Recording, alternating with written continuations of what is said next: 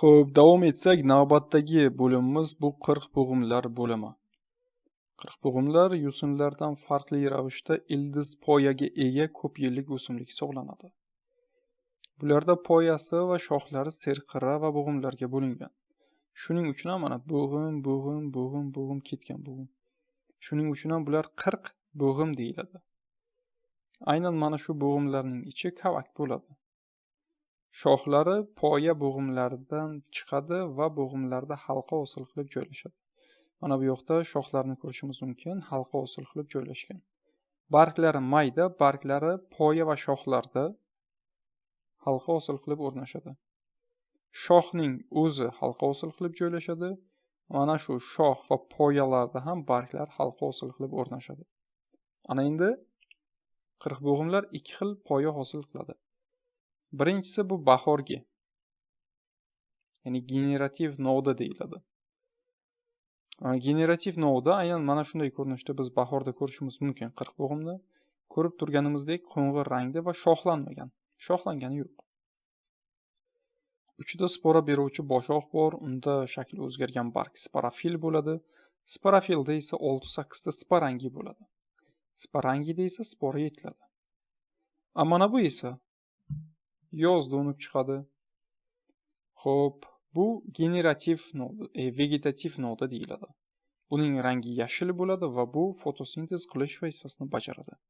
Xo'p, hozir batafsilroq to'xtalib o'tsak. Mana bu spora beruvchi boshoq dedik, to'g'rimi? Mana spora beruvchi boshoq. Unda mana halqa hosil qilib sporafillar joylashgan. Mana bu bitta sporafil. Sporafillarda sporangilar bor mana. Sporangilar joylashgan. Sporangida esa mana sporalar yetiladi. Aynan mana shunday. Demak, aynan bahorgi novda chiqadi. Spora beruvchi boshog'i bor. Unda sporafil bor. Sporafil bu shakli o'zgargan barg, sporafilda sporangi hamda sporangining ichida spora yetiladi. Mana bu esa bu yozgi novda. Yozgi novda shu yozda o'sib chiqadi, fotosintez qiladi deb aytdik. Ana endi biz uchun muhim bo'lgan 40 bo'g'imlarning ko'payishini ko'rib o'tsak. Bularda ko'payish qanday amalga oshadi? Boshoq, sporafil, sporangi, spora. Sporalar shamol yoki suv orqali tarqaladi va nam tuproqga tushgandan ulardan gametofitlar chiqadi. Bizda ikki xil gametofit bor. Erkak gametofit bor va urg'ochi gametofit. Funariyada ko'rdik, bir uylaydi, ya'ni bitta o'simlikning o'zida ham erkaklik, ham urg'ochilik hujayralari yetilar edi. Bu yerda erkaklik o'simtasi, erkak gametofit, yashil chetlari bo'lingan, unda antiridiylar joylashgan. Mana antiridi. Antiridiyda esa ko'p xichinli spermatozoid bo'ladi. Mana bu esa bu urg'ochi gametofit. Bu erkakga nisbatan yirikroq bo'lyapti va bularda arxigoniy bor. Arxigoniy ichida bitta harakatsiz tuxum hujayra bo'ladi. Demak, antiridiyda mana spermatozoid mana bittasi kattalashtirib ko'rsatilgan ko'p xichinli. Mana bu arxigoniyda esa bitta tuxum hujayra bor. Yomg'ir yog'gan paytda suv bilan birgalikda demak arxigoniy va antiridiyning uchi ochiladi. Mana bu yoqda e'tibor bering, yopiq bo'ladi dastlab. Yomg'irdan keyin bularning uchi ochiladi. Natijada spermatozoid harakatlanib borib tuxum hujayrani urug'lantiradi. Natijada zigota hosil bo'ladi. Keyin murtak hosil bo'ladi. Keyinchalik yangi sporafit o'simlik o'sib chiqadi. Bu sporafit o'simlik yozda unib chiqadi. Ildiz poyasida organik moddani to'playdi va kelasi yil bahorda yana mana bu generativ novdani chiqaradi. Diqqat bilan mana shu joyga e'tibor bering. Diqqat bilan. Mana bu vegetativ yangi sporafit bu yozda hosil bo'lyapti va mana bunday ko'rinishda bo'ladi degan o'zida fotosintez natijasida organik modda saqlaydi. Xo'p.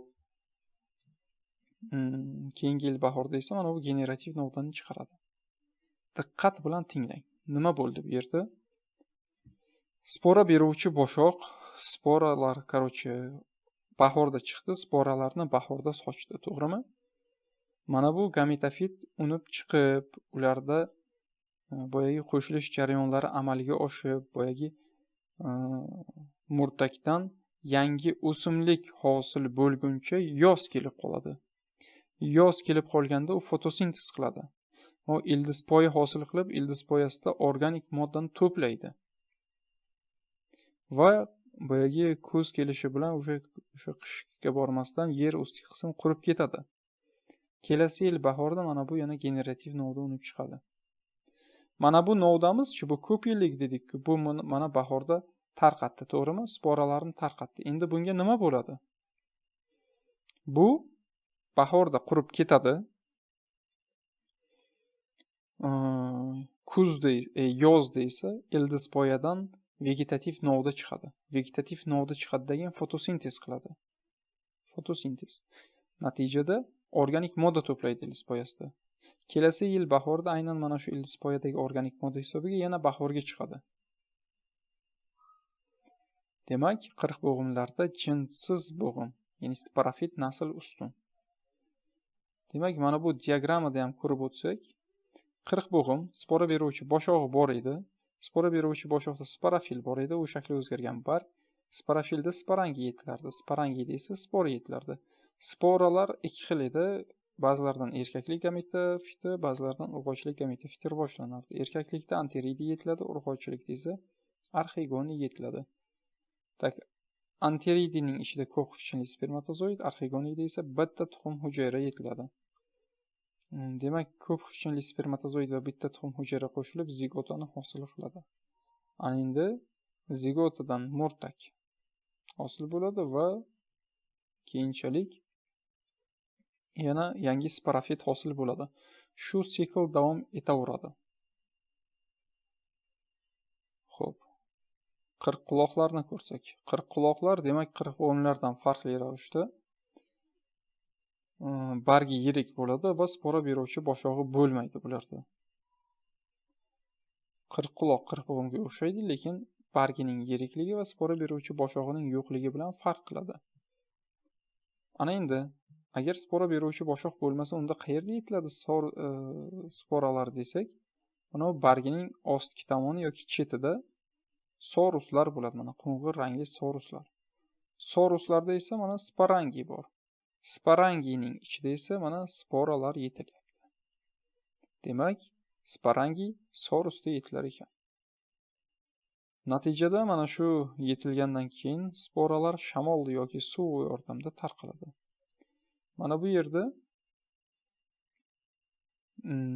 qirqquloqlarning ko'payishini ko'rib o'tsak. Mana qirqquloq turibdi. Bargining chetki yoki ostki tomonda nima bor dedik? Sorus. Sorusda esa mana ko'rishimiz mumkinki, sporangiylar yetiladi. Sporangiyning ichida esa spora yetiladi. Spora shamol yoki suv yordamida tarqaladi, gametofit o'sib chiqadi. Gametofit yashil, yupqa, yuraksimon bo'ladi. Mana shakli yurakka o'xshash, yuraksimon. Bu bir uyli o'simlik. Mana bitta gametofitni o'zida e'tibor bering. Arxigoniya ham yetiladi mana. Arxigoniya ham bor va anteridiy ham bor.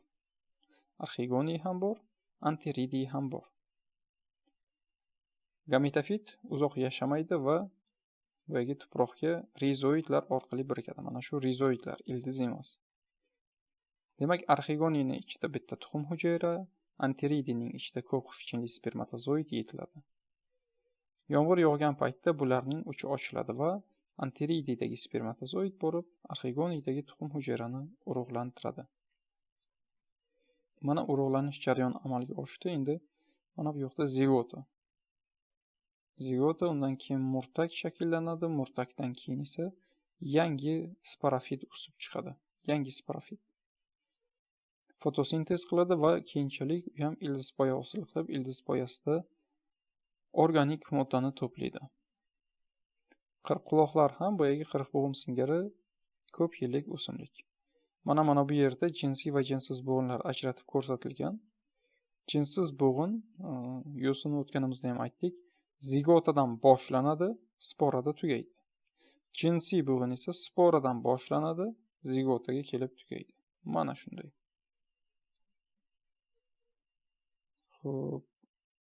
Qirqquloq, demak Sorus, Sorusda Sparangi, Sparangida spora yetildi. Sporadan demak gametofit chiqdi. Gametofit ikki uylaydi, ya'ni bitta o'simlikni o'zida ham anteriyda ham arxigoniy bor edi. Anteriyda ko'p qismli spermatozoid yetiladi, arxigoniyda esa bitta tuxum hujayra. Ikkovlasi qo'shilib zigotani hosil qildi. Zigotadan murtak hosil bo'ldi va yangi sporafid o'simlik shakllandi. Demak, mana shunga ham e'tibor berishimiz kerak. Va qirqquloqlar bo'limini suv qirqqulog'i bilan tugatamiz. Kitobimizda o'sha Zuhra Soch haqida ham yozilgan, u uncha muhim emas. Suv qirqqulog'iga nimaga to'xtalyapmiz? Aynan milliy sertifikat savolida suv qirqqulog'i bilan savollar har yil tushyapti. E'tibor bering. U 1 yillik ildizsiz o'simlik. Bitta bo'g'inida, mana bitta bo'g'inda 3 ta barg bo'ladi. Ikkitasi suv yuzasida, mana. Ikkitasi suv yuzasida, uchinchisi ipsimon qirqilgan suv ostida joylashadi.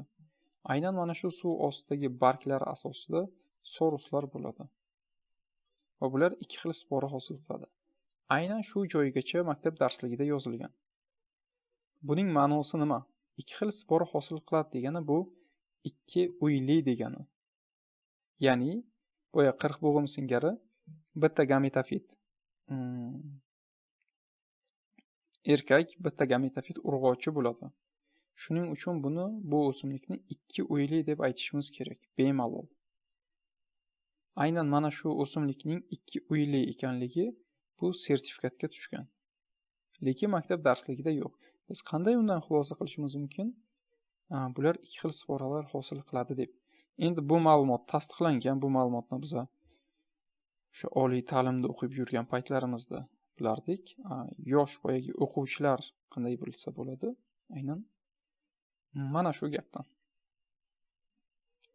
Xo'p, mana shu yerda demak yuksak sporali o'simliklar haqidagi darsimizni yakunlaymiz. Sog' bo'ling, salomat bo'ling.